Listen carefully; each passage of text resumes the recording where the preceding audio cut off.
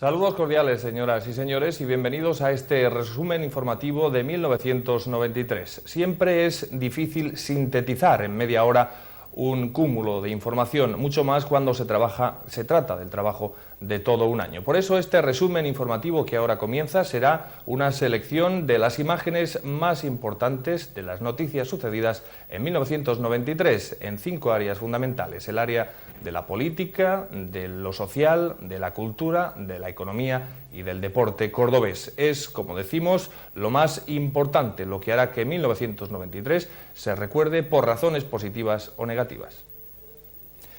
En el terreno de la política, que es el primero que vamos a desarrollar, sin duda el primer cuatrimestre de 1993 se recordará en el futuro porque en él se convocó las elecciones generales que posteriormente se celebrarían el día 6 de junio. En el terreno de la política municipal se adoptaron decisiones de la envergadura del Plan Especial de Tráfico en la zona centro o el retraso en el traslado de la feria, así como la aprobación del plan estratégico que supondría el relanzamiento de la ciudad. En el mes de abril se conoce ya el adelanto de las elecciones generales a 6 de junio, con lo que las distintas formaciones políticas empiezan a elaborar sus candidaturas y se inicia una precampaña electoral caldeada que durará casi 2 meses.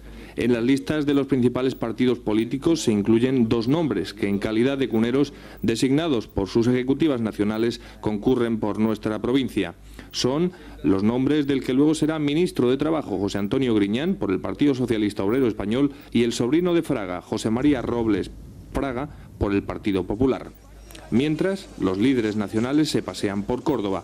Se produce la expulsión de Pedro Pacheco del Partido Andalucista, que provocará el cisma de los andalucistas, que a contrarreloj tienen que montar un nuevo partido, el Partido Andaluz del Progreso. En la política municipal, en el mes de marzo, unas declaraciones fuera de tono de la concejala Blanca Ciudad, en tono feminista, provoca las iras de los hombres de Izquierda Unida, con lo que acaba naciendo el grupo mixto de la corporación municipal y la salida de Blanca Ciudad del equipo de gobierno de Herminio Trigo. A pesar de que se dé por hecho, la feria de este año tampoco se traslada desde la Victoria al recinto del Arenal, aunque hasta un mes antes se intente improvisar ese nuevo emplazamiento. Si bien es cierto que ni el puente sobre el río, el único construido de los 3 previstos, ni los accesos al Arenal estarán dispuestos para mayo. En el Arenal se han invertido 3.000 millones de pesetas y se ha actuado sobre 32 hectáreas, en donde además se ubicará el nuevo estadio de fútbol, comprendido en un plan integral del río, que así pues tardará un año en ejecutarse.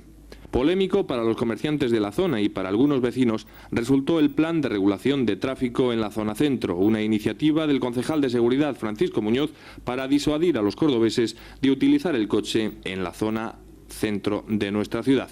Como solución, cerrar al tráfico privado la calle Cruz Conde. Esta medida tendrá que ablandarse posteriormente por las protestas de los comerciantes del centro, a los que se les unen la crisis con la incomodidad de acceso a sus establecimientos. Otra importante decisión adoptada en los inicios del año es la permuta de los terrenos del Estadio del Arcángel por otro nuevo estadio. Finacón, entidad promotora, intercambia con el Ayuntamiento por valor de 1.440 millones de pesetas y donde estaba el Arcángel inicia la demolición para construir un gran hipermercado. En conjunto son 10.000 millones de pesetas de operación urbanística y 42.000 metros cuadrados los afectados por la permuta. Al finalizar el año, lo que parecía una gestión positiva acabaría amargando la conciencia de más de un gestor por supuestas acusaciones de corrupción. El aeropuerto de la ciudad parecía que iba a tomar nuevos aires en su utilización, así al menos lo manifestaba su nuevo director, Manuel Becerra, que comunicaba una inversión para rehabilitar la pista de despegue y aumentar el tráfico aéreo, limitado de momento a tratamientos agrícolas y aerotaxi.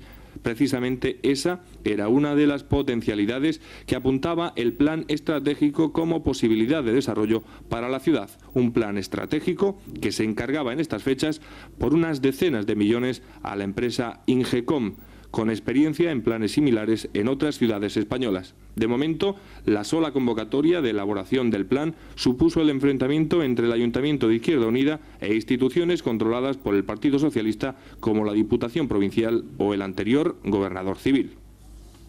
1993 tendría un mal comienzo para la economía cordobesa, que veía movilizaciones en el campo en contra de la política agraria comunitaria, en el seno de importantes empresas insignia en la ciudad de Córdoba, como pueden ser Colecor, ABB o Tucumpu. Se produce una reestructuración de plantilla y en algunos casos, como en el Águila, se produce la venta, con lo que esta empresa encuentra así su tabla de salvación. Las cajas cordobesas no se ponen de acuerdo a la hora de entenderse, no saben si fusionarse o integrarse. Finalmente se anuncia el matrimonio, la fusión entre la Caja Provincial de Ahorros de Córdoba y Unicaja. El campo cordobés inicia un ejercicio económico cargado de manifestaciones contra la política agraria comunitaria, nociva para los intereses de agricultores y ganaderos cordobeses, principalmente del Valle de los Pedroches, afectados por la reducción de cuotas lácteas y la regionalización de cultivos. El Hospital Militar, otra institución casi centenaria, cierra sus puertas, con lo que una veintena de trabajadores conocen lo incierto de su futuro laboral. Como también es oscuro el futuro de los trabajadores de la empresa Modelo de Córdoba, o Tucumpu, o de la también modelo ABB o Aslan, afectadas por expedientes de reducción de plantilla y en algunos casos de reducción de jornada laboral. Corren malos tiempos para las grandes empresas cordobesas. La factoría de cervezas El Águila es vendida y sus empleados transferidos a un desconocido grupo cervecero colombiano que responde al nombre de Bavaria, con lo que los varios centenares de trabajadores de El Águila encuentran una luz en su trabajo. En el mes de enero, la Asociación de Joyeros, Plateros y Relojeros alcanza un principio de acuerdo con la Administración para comenzar la construcción de una escuela de joyería y de un polígono industrial joyero, acorde con la importancia de este sector económico en la ciudad. El 21 de enero se inaugura la primera y única edición de Joyacor de las dos previstas, con una presencia mermada de industriales en la muestra. La crisis económica, la recesión, empieza a hacer acto de presencia. Otro sector económico cordobés, el de las cajas de ahorro, cobra actualidad en el mes de enero y febrero. La Caja Provincial y el Monte de Piedad no llegan a entenderse para unir sus destinos. Unos hablan de fusión de igual a igual, otros de integración de las cajas. Al final se rompen las negociaciones y se acaba anunciando la fusión de la Caja Provincial con Unicaja, en un protocolo que se firma el 12 de febrero. En el primer mes del año se hace público también el malestar del pequeño comercio con las grandes superficies por la competencia que le supone la apertura en domingo y la flexibilidad de horarios comerciales, con lo que los pequeños comerciantes exigen la urgente aprobación de una ley de comercio. La ordenanza de la venta ambulante será otra de las peticiones de los comerciantes, que acaban enfrentados con la asociación Ubaco por el emplazamiento de algunos mercados públicos. La sociedad cordobesa comenzará 1993 con la resaca de millones que trajo a Córdoba la Lotería Nacional. A principios de 1993, en enero, se establece un calendario para el cobro de los numerosos afortunados por esta suerte millonaria. Por tanto, los Reyes en Córdoba en 1993 trajeron algo menos de carbón y un poquito más dinero, pero también trajeron una pertinaz sequía y la ambigüedad en la sanidad pública cordobesa, que en el Hospital Reina Sofía alcanzaba el trasplante número 300, pero seguía manifestando grandes carencias en el terreno sanitario. Otras cosas que son destacables en el terreno de la sociedad en Córdoba son los sucesos y alguna que otra sentencia judicial como la del caso Chirinos.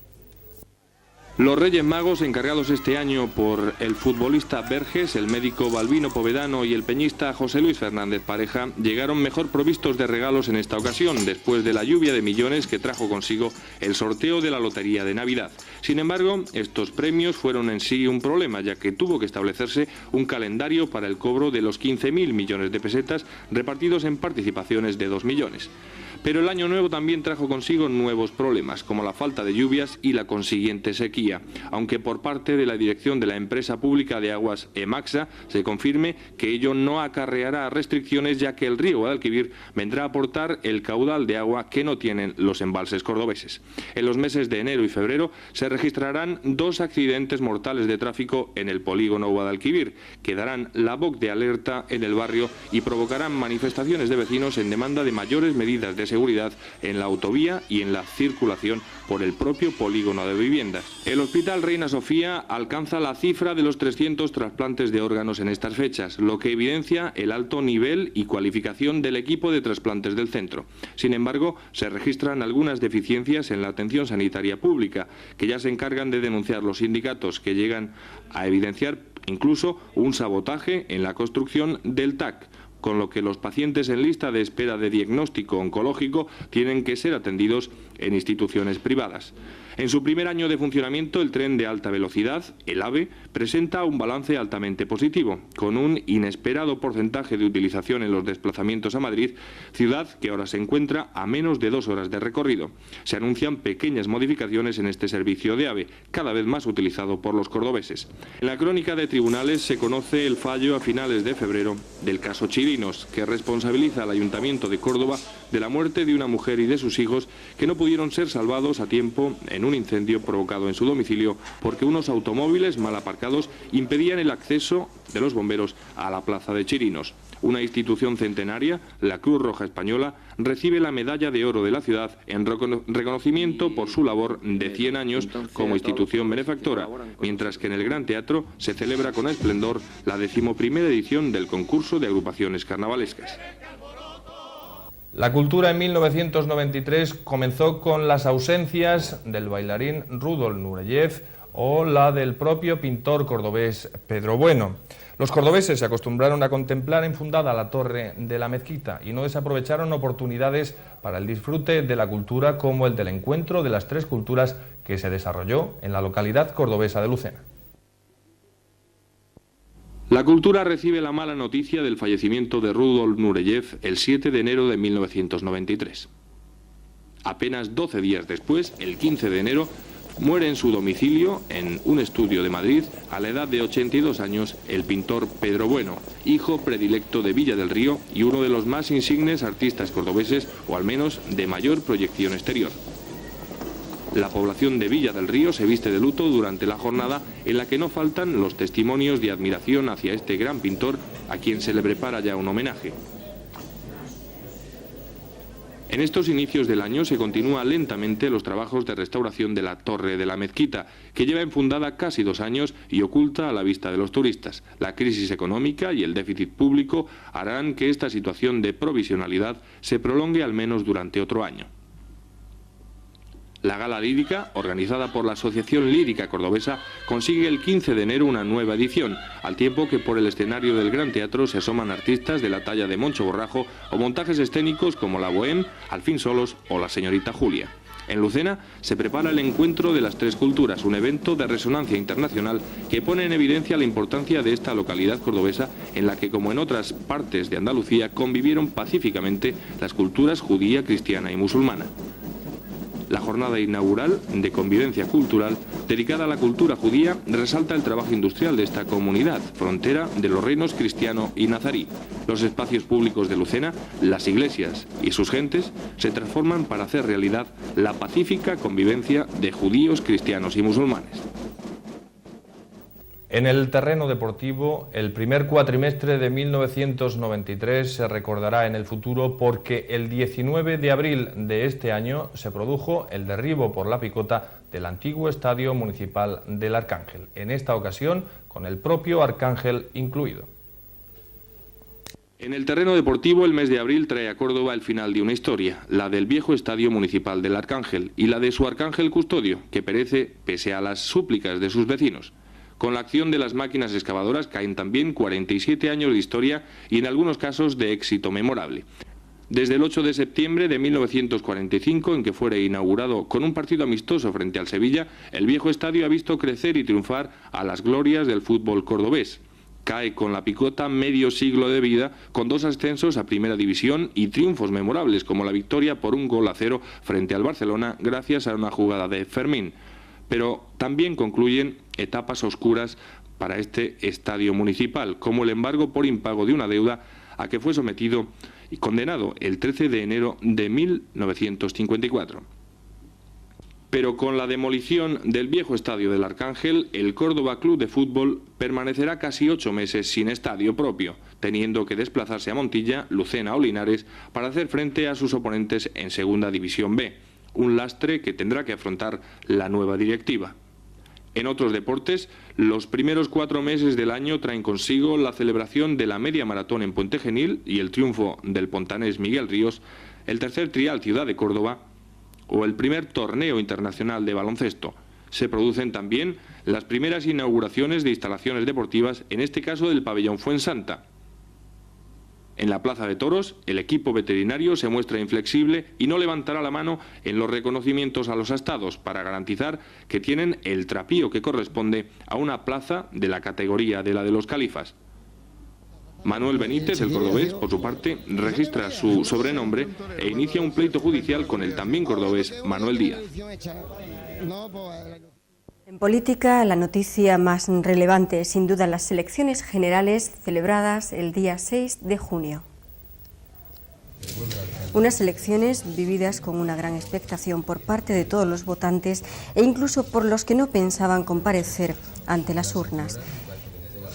En el ambiente se apreciaba el deseo de un cambio y la necesidad del mismo, pero el resultado volvía a señalar como vencedor al Partido Socialista en estos comicios. No obstante, el gran vencedor y también el gran desilusionado fue el Partido Popular, que vio crecer en gran medida sus afines, pero no pudo arrancar el poder al PSOE, un PSOE que, posiblemente cansado, presenta en estos momentos una importante crisis interna a dos bandas. El PSOE fue el partido más votado en 73 de los 75 municipios de la provincia de Córdoba. El segundo más votado, el Partido Popular e Izquierda Unida, solo consiguió mantener su escaño. El Partido Socialista se distancia sobre el resto de los partidos políticos en la provincia, siendo esta diferencia menor en la capital cordobesa. En la capital obtuvo 65.766 votos.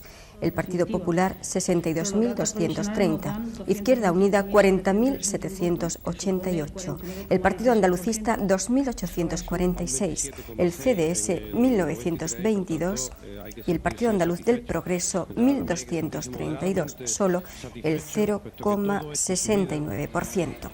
Tras este recuento, los candidatos que obtienen escaño en el Congreso de los Diputados son José Antonio Griñán, Rafael Vallejo, Carmen del Campo y Pedro Moya, por el PSOE, Diego Jordano y José María Robles, del Partido Popular, y Rosa Aguilar, de Izquierda Unida, que sustituye a Ernesto Caballero. El resto de las formaciones políticas no sobrepasaron, a excepción del Partido Andalucista, el 1% de los votos escrutados. El PP ha sido el partido que mayor subida ha experimentado en estos comicios generales en Córdoba, colocándose como la segunda fuerza política de mayor representación en la provincia. Los resultados obtenidos por las distintas candidaturas presentadas al Senado mantienen la misma tónica que en el Congreso. La reina doña Sofía presidió el pasado 7 de mayo en Córdoba el Día Internacional de la Cruz Roja. Su Majestad la Reina doña Sofía presidió en el Palacio de Congresos de Córdoba los actos del Día Internacional de la Cruz Roja, que este año se ha celebrado en nuestra ciudad con motivo del centenario de esta institución no gubernamental. La reina entregó 5 medallas de esta institución a programas sociales de la Cruz Roja, siendo uno de ellos la Casa de Acogida de Niños Seropositivos de la Asamblea Local de Córdoba. El presidente de la Junta de Andalucía, Manuel Chávez, el alcalde Herminio Trigo, el presidente de la Diputación, Rafael Vallejo, y el gobernador militar, Ramón Serrano, recibieron a la reina en el Palacio de Congresos, iniciándose así los actos conmemorativos de esta celebración. Tras la intervención de bienvenida por parte del presidente de la Asamblea Provincial, Balbino Povedano, Carmen Maestre, presidenta nacional de Cruz Roja, destacó el papel de esta institución benéfica a lo largo de 100 años, siendo ahora prioritario atender a los colectivos sociales que sufren marginación. Doña Sofía, tras los discursos, entregó 5 medallas de oro a 5 asambleas locales de esta institución por el desarrollo de programas benéficos de gran repercusión social. Balbino Povedano tomó de manos de la reina la medalla por la labor en la Casa de Acogida de Niños Seropositivos. Las otras 4 medallas fueron concedidas a los programas de atención a toxicómanos de Almería, al de menores con dificultad social de La Rioja, al de asistencia humanitaria de inmigrantes de Tarifa, al de actividades de ocio para jóvenes con parálisis cerebral de Badajoz y al de disminuidos físicos y psíquicos de Soria. También en el mes de mayo el esperado polideportivo Vista Alegre abría sus puertas tras varios años en construcción. El pabellón polideportivo Vista Alegre abría el día 15 de mayo tras casi 4 años en obras, desde que en diciembre de 1989 diversas circunstancias de tipo burocrático aplazaran su puesta en funcionamiento. Esta gran instalación ha supuesto al Ayuntamiento y a la Junta de Andalucía una inversión de 1.300 millones de pesetas, 500 más de los presupuestados en un principio. 400 judocas, representantes de las escuelas deportivas de la ciudad, tuvieron la suerte de ser los primeros en someter a prueba el pabellón, por el que a lo largo de todo este día desfilaron centenares de aficionados y curiosos para testificar que nuestra ciudad por fin disponía de una instalación funcional desde que hace 30 años el Polideportivo de la Juventud abriera sus puertas. Y abordamos ya el último trimestre del año, que ha sido muy bueno para los periodistas, ya que hemos tenido abundantes malas noticias. En la recta final del año, la cifra de desempleados aumentó a 2.679.000. Los sindicatos advertían con temor que de no ponerse en marcha medidas urgentes, en el 94 se alcanzarían los 4 millones de parados en el país. Todas las miradas se pusieron entonces en el gobierno socialista, que durante la campaña electoral prometió soluciones para salir de la crisis. Pero el gobierno andaba más preocupado entonces por establecer alianzas dentro del Parlamento que aseguraran la gobernabilidad en mayoría. Así nacieron los pactos con los nacionalistas catalanes y vascos y las primeras sospechas de que habría comunidades autónomas que pagarían la crisis más que otras. Mientras tanto, Córdoba era fiel reflejo de lo que sucedía en otras capitales españolas. Cualquier oferta de trabajo tenía repercusiones insospechadas. El llamamiento que hizo el supermercado Prica en el mes de octubre para cubrir 100 plazas fue secundado por miles de jóvenes que durante varios días guardaron paciente cola para entregar su solicitud de empleo. Una imagen que descalificaba las palabras del ministro socialista, que llegó a asegurar que no es que faltara trabajo, que el problema era que muchos no deseaban trabajar. La solución tenía que venir de forma conjunta. Todas las instituciones debían colaborar para favorecer el desarrollo económico. Las cajas de ahorros cordobesas suscriben entonces un convenio con los empresarios por valor de 10.000 millones de pesetas. La idea era favorecer la creación de empleo, pero incluso tras la firma del convenio había escepticismo entre los empresarios. Meses después, también los sindicatos cuestionaron la efectividad del convenio. El secretario provincial de la UGT, Rafael Toledano, llegó a plantear la posibilidad de que los 10.000 millones de pesetas solo sirvieran para pagar despidos.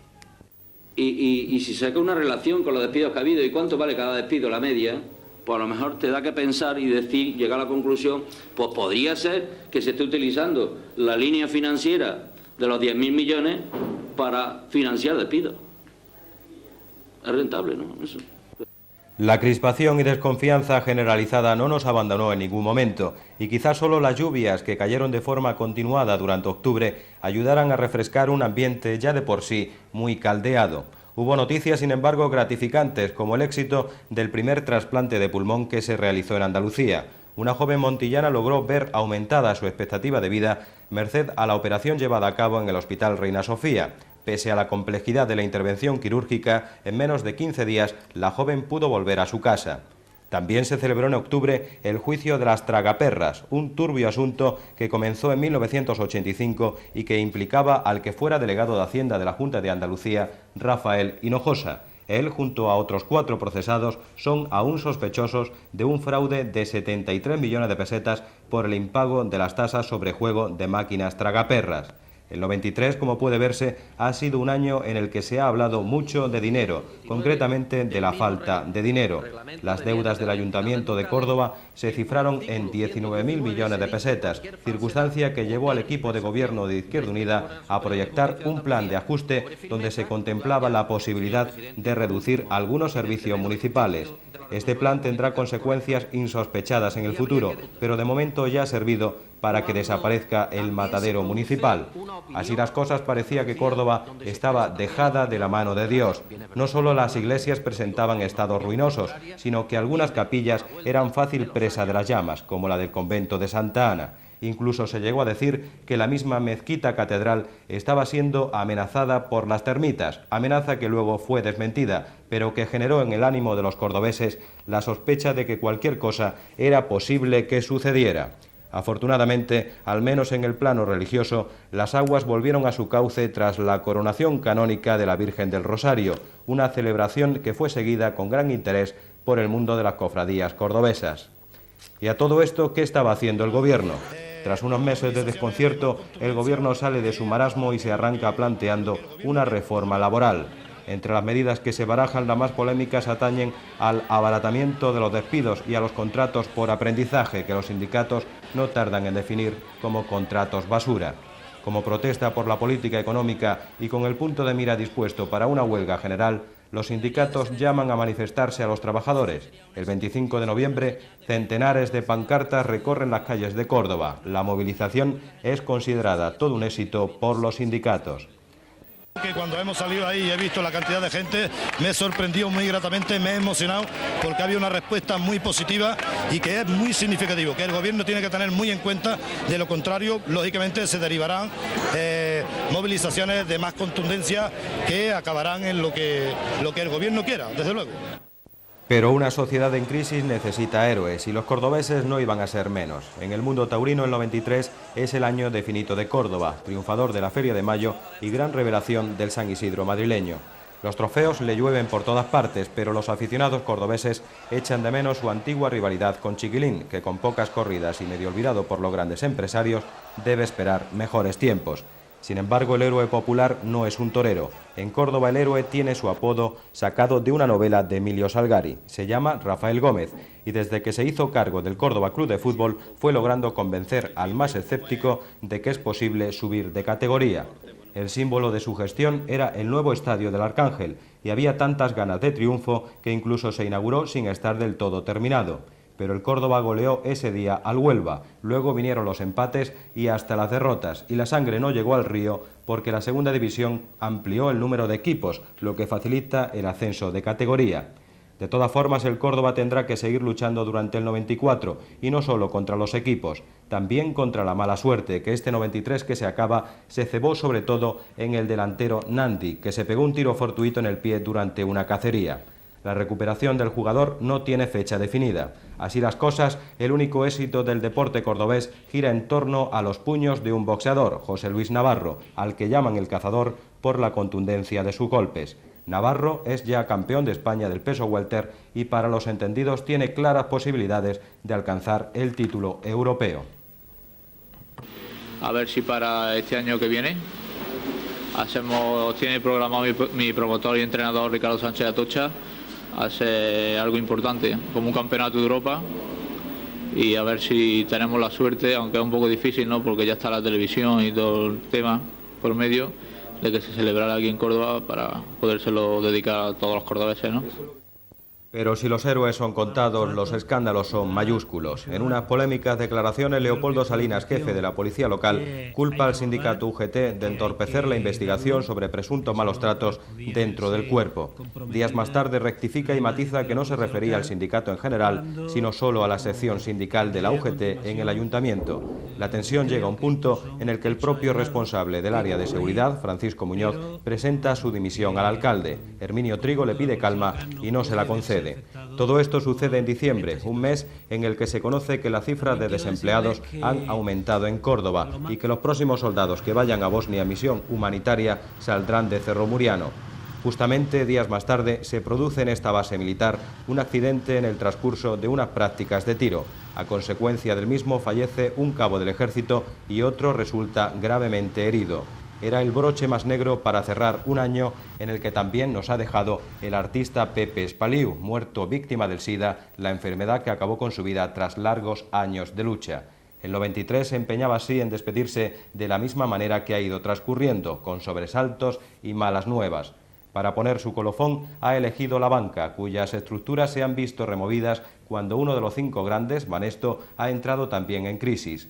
Esta institución bancaria necesita más de 300.000 millones de pesetas para sanearse y aunque el Banco de España respalda los depósitos, no ha podido evitar el clima de intranquilidad entre los clientes que sospechan que al final serán ellos los que paguen las consecuencias.